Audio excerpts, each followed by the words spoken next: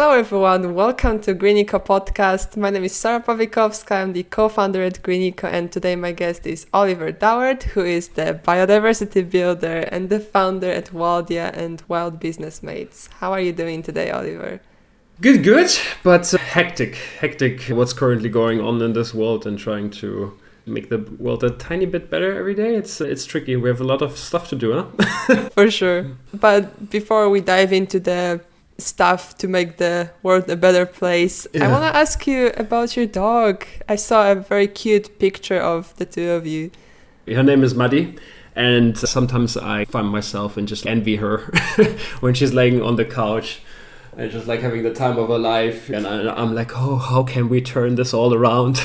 And she's just like relaxing herself and having the time of her life, having beach walks, having food, sleeping, getting pet in between. I think she's living a good life. So sometimes I find myself like, would like to switch with her lives.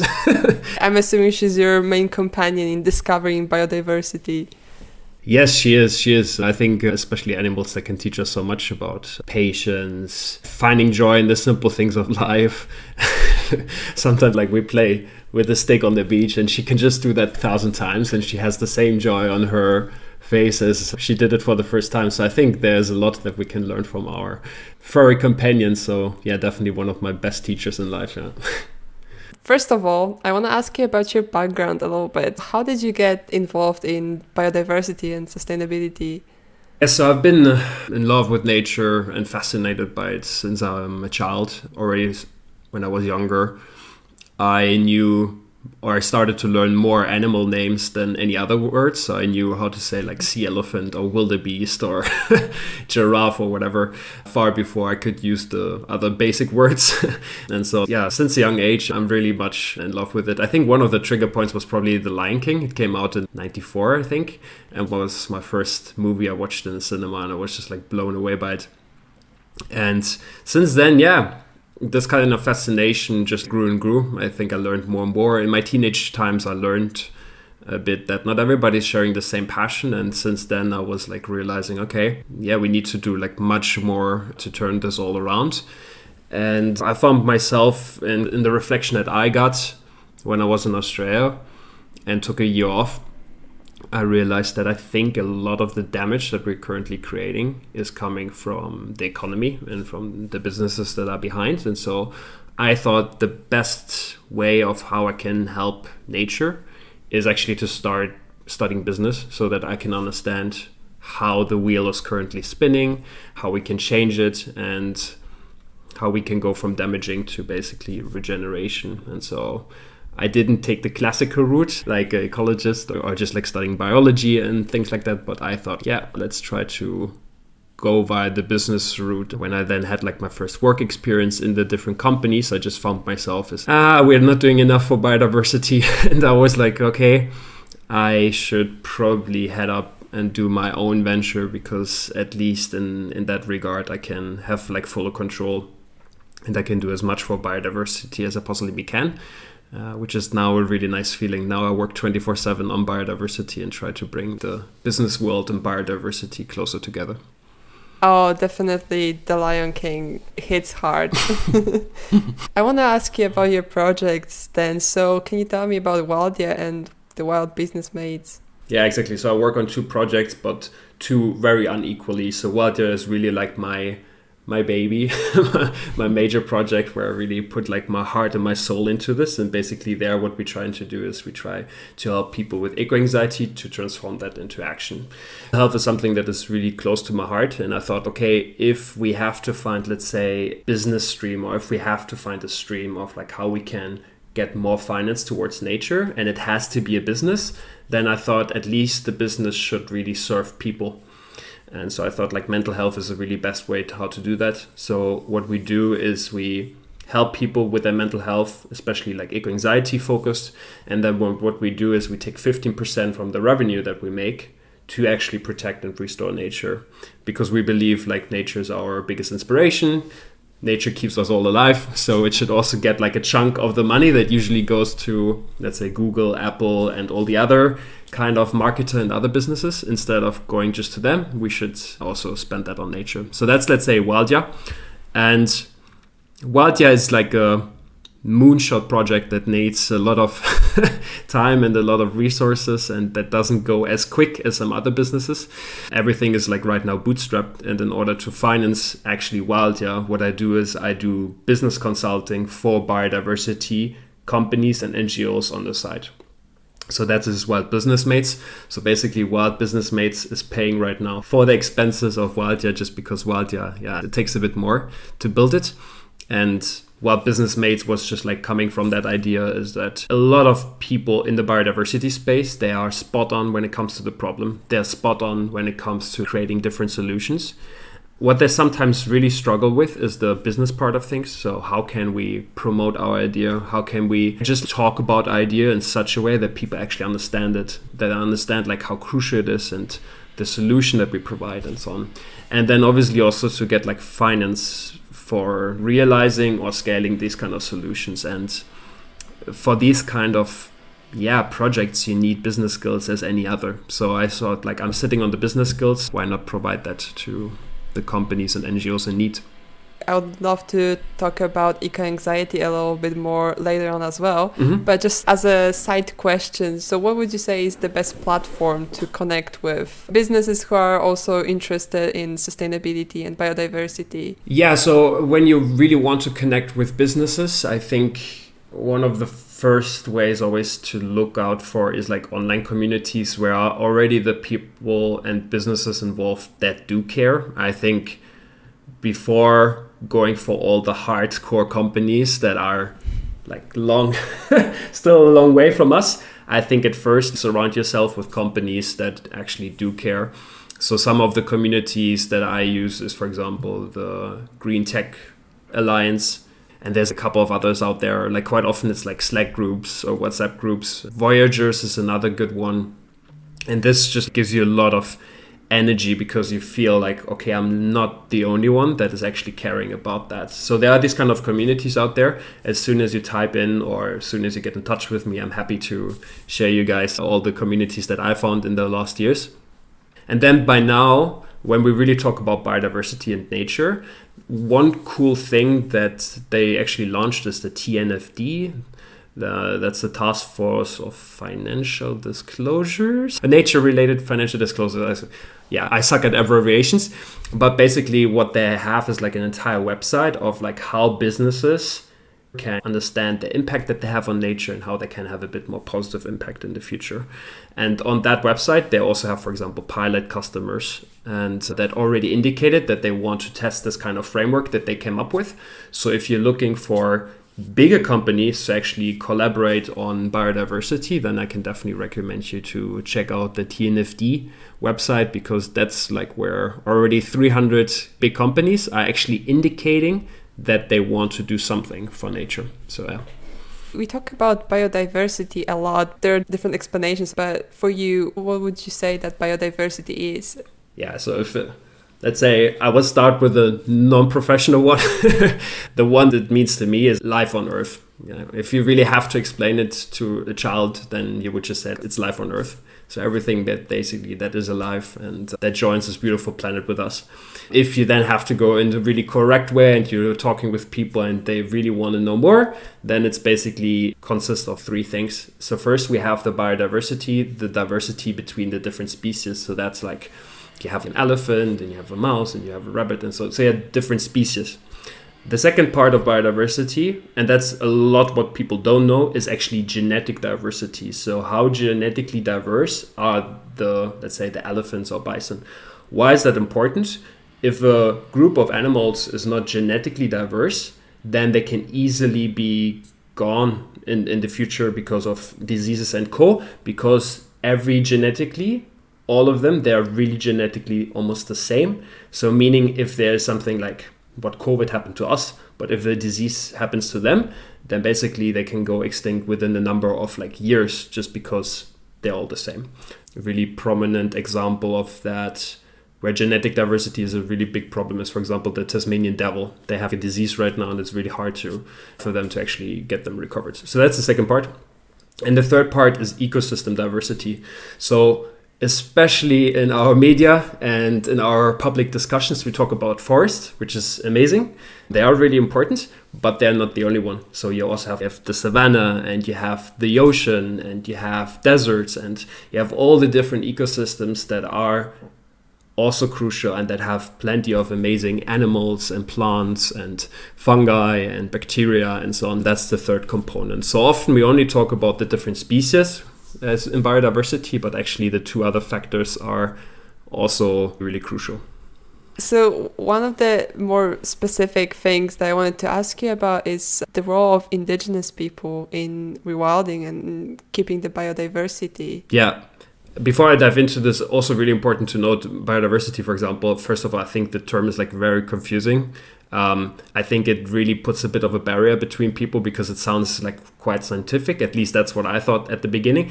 And I, at the beginning, also thought it's only species. Biodiversity means species diversity. So if that is new to you, don't beat yourself up. Totally normal, part of the kind of learning process. Now, when it comes to Indigenous people, obviously my big problematic is I grew up in Germany. I am a white male that kind of got tons of privileges that ended up me being here where I'm currently am. And in Germany, we almost don't have any intact wilderness anymore. So I can only talk about the things that I have so far read and the things that I heard from people that are working with indigenous communities and so on. So what at least I see and what I heard and what I read about when it comes to this is that so far, one thing is that we went quite a long way from a lot of indigenous perspectives to where we currently are, in the global north. When you see in Northern America, when you see Europe, a lot of it is really gone totally in the opposite direction of where usually a lot of indigenous thoughts and perspectives of the world and so on, how they are focusing, we are got really disconnected from that. So we don't see nature as a part, for example, where we are in, but in the global north, quite often we see it as, hey, nature is for us and we can just grab this and this and this. So one of the first things I think that often is really missing in this entire conversation is getting more perspectives from people that are not just in the global north, that are not just a lot of influenced by, let's say, capitalism, that are influenced by the perspectives that we share, often also really Christian-dominated countries. Having other perspectives than that would be really fruitful. Right now, however, if you look at the COP, there was just a newsletter art coming, I think 2 weeks ago, something that in the next COP, they even tried that there were not even women in the entire committee. And so if you see that already, that women are not included, then you can also imagine how long the way still goes until we actually have indigenous communities really in these committees and in the decision-making table. Because it's one thing to invite groups into these kind of events and participate, but it's another to really be on the decision-making table and having a really strong voice and having something to say and making adjustments in the text and things like that as well. But again, that all comes from a place of just what I heard and what I read and so on. I haven't been at the COP, so super biased on the things that I consumed so far. But indigenous people are very crucial because if we are looking at where we still have stronger indigenous communities, they're often really in the places where we still have some nature left. There are some statistics that are saying that indigenous people are guarding 80% of biodiversity. Now that statistic comes from a research which is always debated and so on, but if we just take that as a rough number, 80% is a big amount. So if those people are the guardians of our remaining wild places, shouldn't they be much more involved in conservation? Shouldn't they have much more to say of how to live side by side with elephants or jaguars and wolves and so on? Shouldn't they be receiving financial compensation so that they can keep on guarding this place and not have to find other ways of income, maybe using the wood that the tropical rainforest provides, or hunting some animals that maybe they need to just to survive? Shouldn't they get some rewards for being the guardians for that? Because in the end, if we have a biodiverse, rich world, then it benefits all of us, no matter if you're in the global south, if you're in the global north, and so on. And so I think people, as we are paid for doing our job, I think they should be paid for being such great guardians. And then again, big disclaimer, not a specialist on this topic from the conversation that I had with people. And yeah, that's my 2 cents on that. It sounds like this sort of movement of biodiversity, it's perhaps unintentionally, but become an elite environment. Yeah, because in the past there has been also like a lot of mistakes that have been done on the conservation side. Famously is to draw really strict borders around national parks and say, okay, all of you people now need to move out, even though people have been living there for like centuries, and they can remember they've been maybe in that area and now they had to move out because we wanted to protect these places, where what we didn't get quite often one is like the people were protecting that to begin with, and they actually are much more connected to that area than we could ever imagine. So I think that is like one, and even sadly, like a really prominent example is we even like created damage on the nature side in order to damage indigenous communities. So one of the most popular examples, or that's one of the most famous examples, is the American bison, where it was actually one of the major food sources of the indigenous communities there.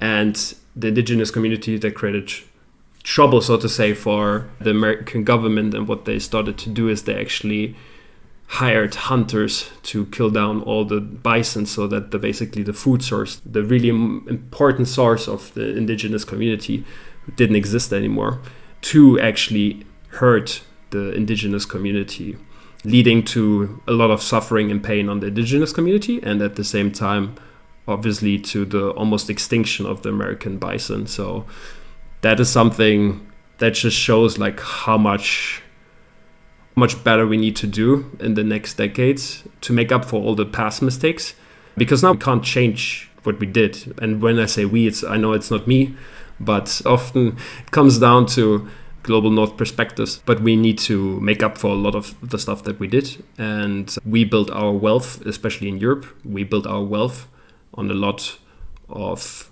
things that we did wrong in the past. And so I think it's just about time that we reshuffle a lot and pay back and involve the people that should be involved.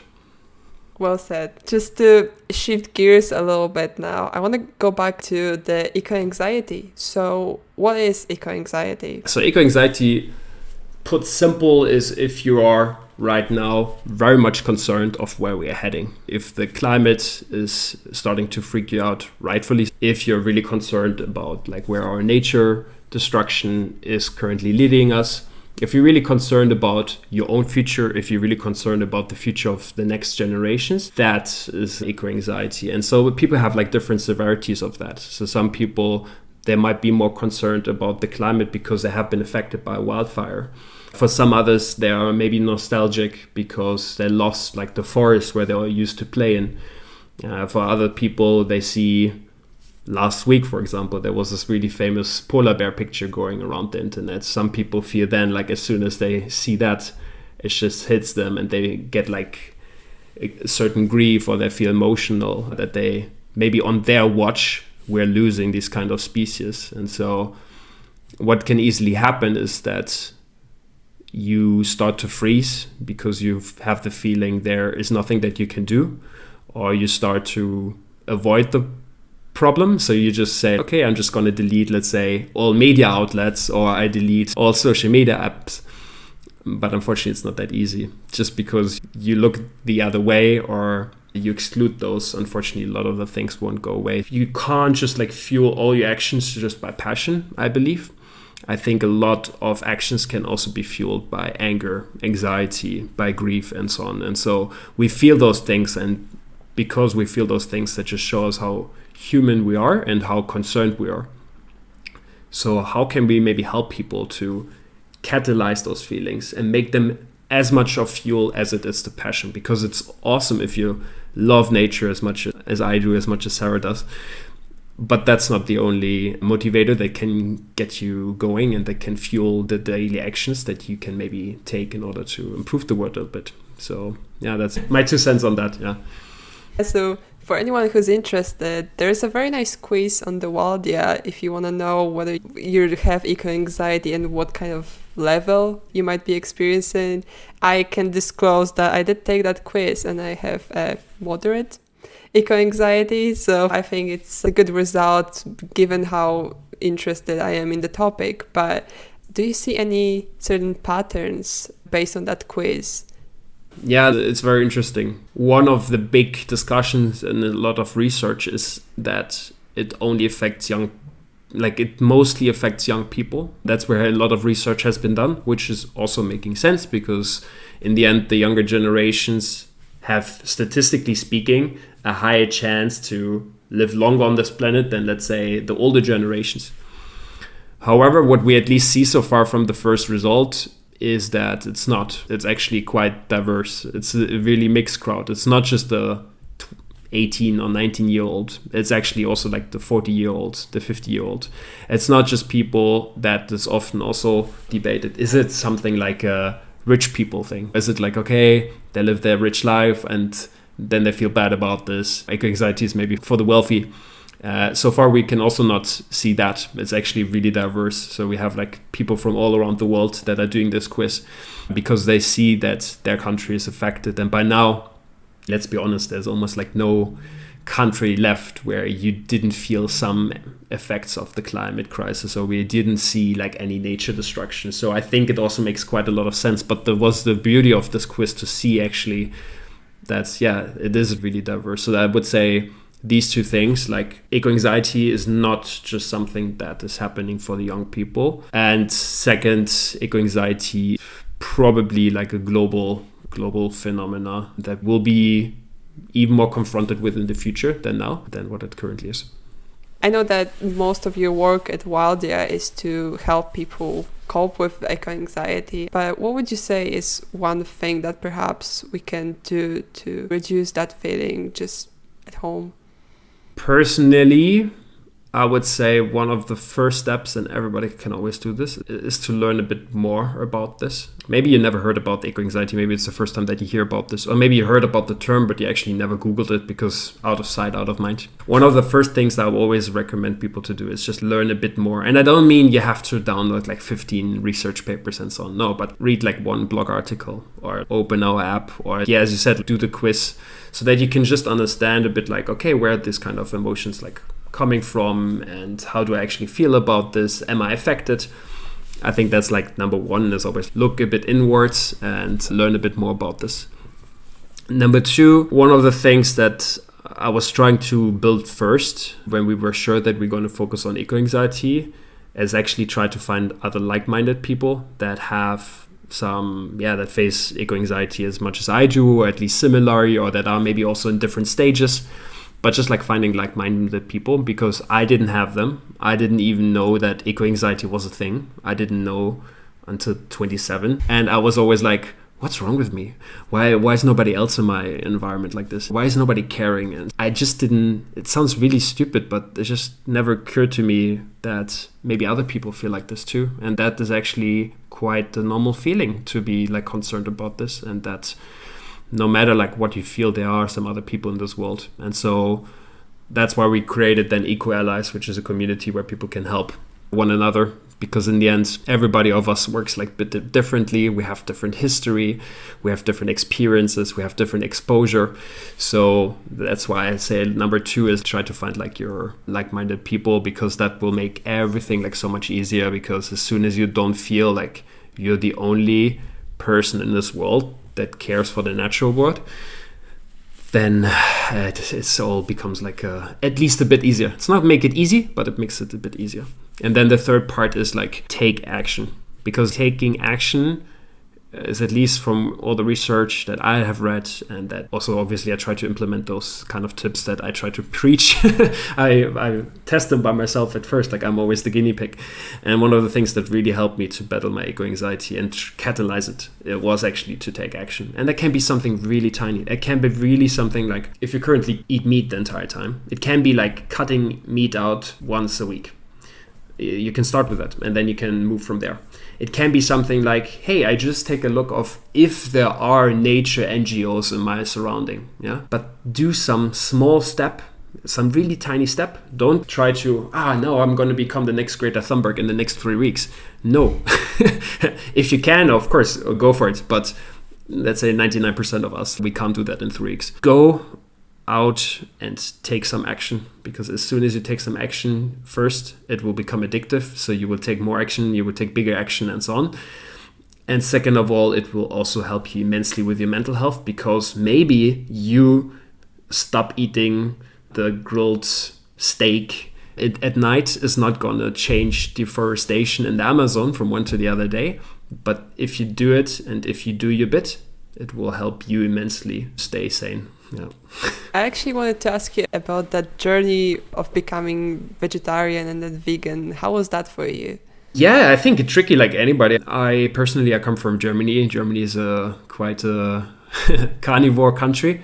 So people love to do the barbecues. People almost like all the traditional dishes, you always have meat in it. There's not that much vegetarian options and so on. So I also grew up with the thinking of, I need protein. I need to consume all this kind of meat. I think I was like, let's say 22 or 21. There was a bit this moment where I went to the supermarket, and I don't know, depending on where you are, but we have like really massive supermarkets in Germany. And so just the entire meat aisle was just like the size of other supermarkets. And I don't know what happened in this moment, but I just felt disgusted by it. And so I told myself, okay, I always wanted to do it for the environment anyways. So let's just try 1 month without meat. And I tried it, and I started to feel better. I started to feel less tired. I started to feel healthier. I started to feel more energetic. I started to feel better, as we just talked about, like mentally. For me, it helped me a lot, because I always felt a bit like a hypocrite, like when I was eating tons of meat, and that was really not that good for my mental health. So that helped me immense. But then again, for example, after this 1 month, I went a bit back to eating some meat, at least occasionally, or then I spent some time in different countries where I was living, where again it was really tricky to eat vegetarian diet and so on. So even for me, it was not like a straight journey, which you would like to think, I stopped eating meat and from there on I became vegan in 4 weeks. No, it was not that. It was like really like a twisted path, and definitely not straightforward. But then the more I learned again about the topic, about the environmental damage, about the health benefits if you switch to a vegan diet, the more I learned, the more I cut out things out of my diet. And so I started at first with beef, then I switched to like only cutting out like pork, then I cut out chicken, then I cut out fish later on. After watching Seaspiracy, that was like my last, okay, no, I can't eat sushi anymore. And then now I'm on this journey to cut out everything. I really only rarely consume like eggs, rarely consume butter or like cheese. So now I'm really on this journey of try to become really like vegan if it's possible. But there again, be kind to yourself. If you can start already like cutting out, for example, meat at home or dairy at home, and if you only eat meat, let's say in the restaurants, that's already like a big step. And then take it step by step. Be kind to yourself. I like that. One last really big topic that I wanted to mention with you is the use of animals in research, because I know it's a charged topic as well, but I'm curious, what are your thoughts on that? Yeah, no, you definitely hit me with topics where I'm also not an expert. In general, also, to be honest, again, like entire disclaimer on this, there's a reason I come from business, and I never really felt like an expert in anything. So not even in business, to be honest, I would say I'm an expert. So I'm also not a biodiversity expert. I'm not an expert of indigenous history and the challenges of like conservation. I'm also not an expert when it comes to research. So again, everything with just like my perspective, what I heard, my research, my beliefs of what I've seen so far, and I don't say that they're right. But the first, I think there is one really big problem that I have with research when it comes to taking animals is that often nature as a whole is not compensated for this. So we take this kind of single species or this kind of single individuals, and the least that we can do is to create some sort of financial scheme so that even if the single animals are not benefiting from it, at least hopefully the ecosystem will benefit from it. I know it sounds like quite rough and really messed up that, let's say, maybe a monkey needs to die to keep the rainforest around. But if that at least would happen, is that we would say, okay, if we take monkeys because we need them for really famous research that is currently going on, the AI connection to your brain. For that, I'm pretty sure they're using monkeys. So at least if they have to use animals for some research, if at least the company would need to create, I don't know, a huge chunk of this research budget to actually ensure that the ecosystem stays intact and that these monkeys, at least the others, they can keep on flourishing and can do their thing and that we can have them in the future around, I think that will already be like a massive step. So compensating nature as a whole for whenever we take something, and that might be really the single individual animal, but that can also be like extracting certain things from plants, or what a lot of people don't know, for example, the horseshoe crab, which we use a lot of the injection to create like vaccines. Like I think the COVID vaccine, a lot of it was actually also like a component of the horseshoe crab. So at least if nature would be compensated so that we can ensure that the population would keep on flourishing, protected, and hopefully restored and getting in a positive direction, that would be my, let's say, macro approach that I would love to see. The second, I'm always a big fan of, okay, what are things that we can switch relatively easily? So a really good example is of this: do we really need animals for like lipstick or something? Is it necessary that we test, let's say, lipstick or cosmetic products on animals? Debatable. Do we really need to take this? So have a look at all the different things where we currently, let's say, use animals, or I just take them in order to test certain things. That do we really need them? Do we really need them to test?